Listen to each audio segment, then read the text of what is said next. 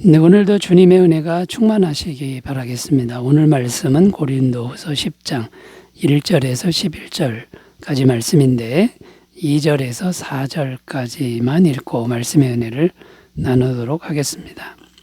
또한 우리를 육신에 따라 행하는 자로 여기는 자들에 대하여 내가 담대히 대하는 것 같이 너희와 함께 있을 때에 나로 하여금 이 담대한 태도로 대하지 않게 하기를 구하노라.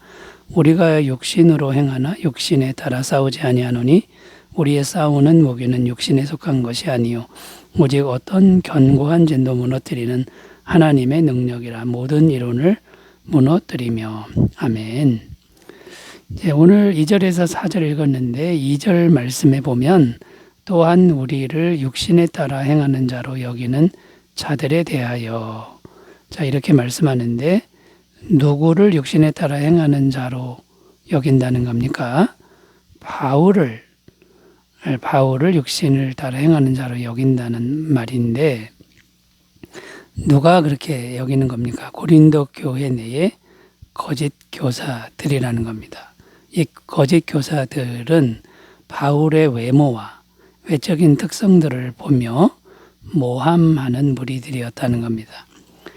그리고 고린도 교회 성도들 중에 그 거짓 교사들에게 넘어가서 동조하는 성도들도 있었다는 겁니다. 실제로 바울은 외모가 볼품 없었고 말도 어눌했고 몸의 병이 항상 있었다고 합니다. 이런 육신적인 약점을 보고 거짓 교사들이 많이 공격을 한 것입니다. 또 바울이 쓴 편지를 보고도 이 거짓 교사들은 공격을 했는데 바울은 실제로 말이 좀 어눌했다고 합니다. 그런데 편지를 보면 힘이 있고 권세가 있었습니다. 이것을 보고 이 거짓 교사들은 바울을 비겁자라고 공격을 했습니다. 사람 앞에서는 말도 잘 못하면서 편지로는 강하게 말하는 사람이다. 그러니까 사람이 없을 때는 강하게 말하고 사람이 있을 때는 약한 비겁자라고 말한 거죠. 그래서 바울은 3절에서 우리가 육신으로 행하나 육신에 따라 싸우지 아니하노니 라고 말씀하고 있는 것입니다. 무슨 말입니까? 영적인 싸움은 육신으로 하는 것이 아니다라는 말씀이고요. 그러면서 4절에 우리의 싸우는 무기는 육신에 속한 것이 아니요 오직 어떠한 견고한 진도 무너뜨리는 하나님의 능력이라. 육신으로 하는 게 아니라 하나님의 능력으로 견고한 진을 무너뜨리는 것이다. 이런 말인데 그러면 하나님의 능력이란 무엇을 의미하는 겁니까? 5절에 그 해답이 나오는데 모든 생각을 사로잡아 그리스도께 복종하게 하는 것이다. 이렇게 나오는 겁니다. 생각을 그리스도께 복종시키는 것인데 이 생각을 복종시키는 것과 이 승리하는 삶과의 상관관계에 대해서 오늘 좀 찾아보면서 말씀의 은혜를 나누겠습니다. 첫 번째는요. 생각의 복종을 위해서 반드시 기도해야 한다라는 것입니다. 생각의 복종을 위해서 반드시 기도해야 한다라는 것이죠. 이것이 생각을 그리스도께 복종시키는 일이다라는 겁니다. 4절 다시 읽으면요. 우리의 싸우는 무기는 육신에 속한 것이 아니요 오직 어떤 견고한 진도 무너뜨리는 하나님의 능력이라. 모든 이론을 무너뜨리며. 여기 보면 견고한 진이라는 표현이 나옵니다. 눈에 보이는 견고한 진이 아니라 생각 속에 견고한 진을 말합니다. 어떤 생각이 차곡차곡 쌓여서 그 생각 속에 진을 만들었는데 아주 견고하다는 것이죠. 누가 만들었을까요? 마귀가 오랜 시간 거짓말을 했는데 우리가 그 마귀의 거짓말에 오랜 시간 동의를 한 것입니다. 그리고 무너지지 않도록 지금도 마귀가 계속 그 생각을 주장하고 있는 겁니다. 쉽게 말해서 우리가 전도하면 사람들이 그 복음을 쉽게 잘 받아들이지 않는 현상, 쉽게 말하면 이런 현상을 들 수 있습니다. 아주 냉소적이고 조롱하고 무시당하기가 쉽습니다. 이것이 바로 생각 속에 견고한 진이 있어서 진리를 받아들이지 못하게 하는 것이라는 것이죠. 자, 생각의 견고한 진은 어떤 것이 있을까요? 그 종류를 생각해 보면 일단 세상 종교를 들 수 있는데 세상 종교는 어떠합니까? 어떤 종교를 믿든지 잘 믿으면 된다. 모든 종교는 다 진리다. 이런 견고한 진이 있고요. 세상 가치관의 진이 있습니다. 하나님의 말씀보다는 돈, 명예, 권력이 진리다. 그것이 행복을 준다라는 거짓말을 말합니다. 또 장소적으로 가정, 직장, 학교, 사회, 민족, 국가, 세계 이 견고한 지는 없는 것이 없다는 겁니다. 이 견고한 지는 인간의 힘으로는 무너뜨릴 수 없는 진들입니다. 인간의 힘으로 마귀를 이길 수 없는 것과 같습니다. 오직 하나님의 능력으로만 가능한데요. 그래서 기도해야 하는 것입니다. 기도에서 영이신 하나님의 도우심을 받으면 이길 수 있다라는 것이죠. 여기서 우리가 다른 사람을 위해 기도하는 중보 기도도 생각할 수 있는데 다른 사람을 위해 중보 기도하면 그 사람의 생각이 하나님의 영으로 붙들리게 됩니다. 그래서 중보 기도가 힘이 있는 것이죠. 자, 그러므로 여러분 생각을 복종시키려면 그리스도께 복종시키려면 기도에서 성령의 임재를 받는 거고 그것이 곧 승리가 된다라고 하는 것을 잘 기억하고 기도를 실천하시기 바라겠습니다. 자, 두 번째로 가보겠습니다. 생각의 복종과 승리의 상관관계. 두 번째는요. 복음과 성령님께 복종함이 승리의 비결이다라는 겁니다.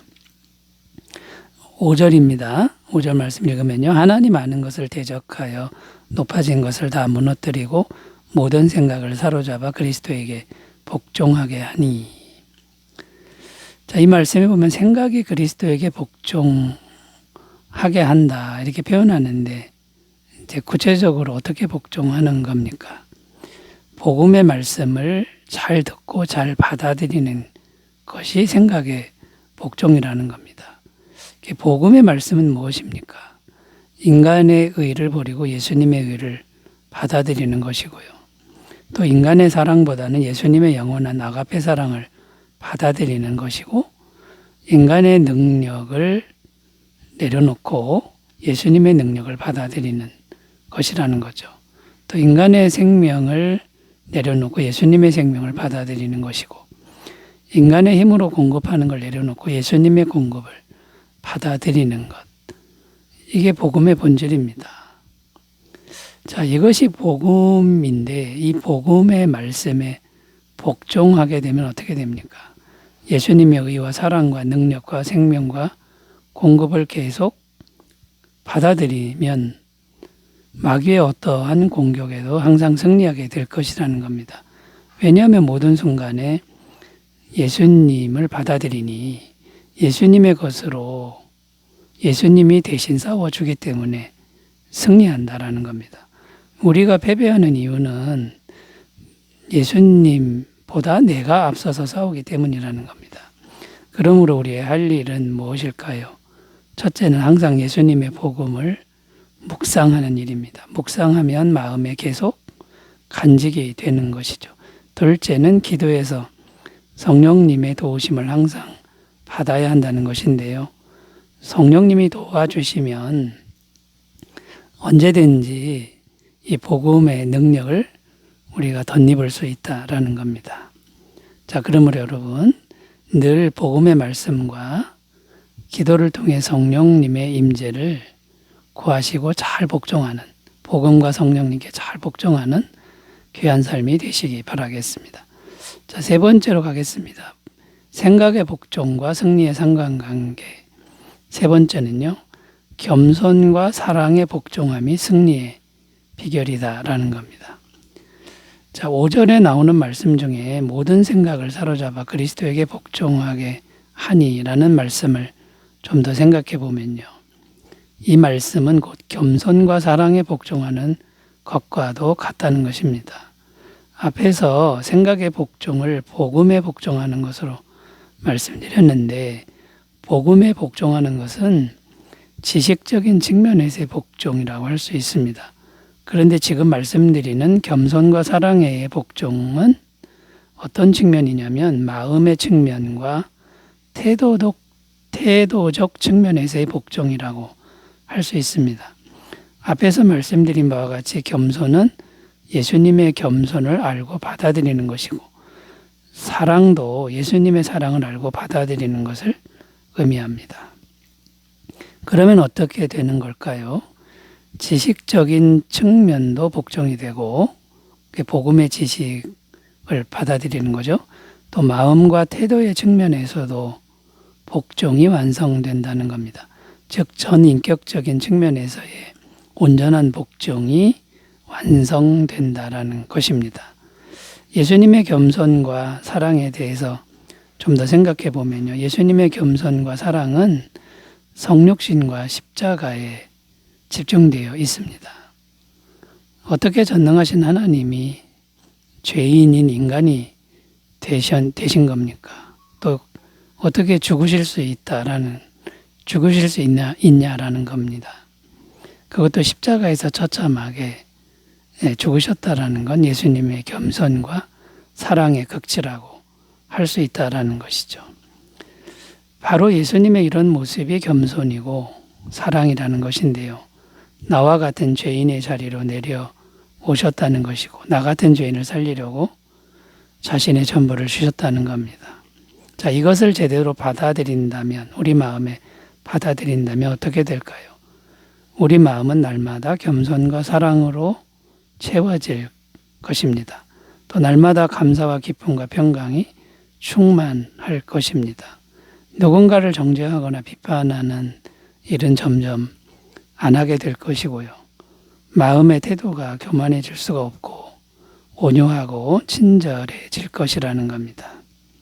자, 이렇게만 되면 하나님이 늘 우리와 친밀하게 동행하셔서 모든 은혜를 주실 수 있게 된다라는 것이죠. 야고보서 4장 6절 그러나 더욱 큰 은혜를 주시나니 그러므로 일러스되 하나님이 교만한 자를 물리치시고 겸손한 자에게 은혜를 주신다 하였느니라.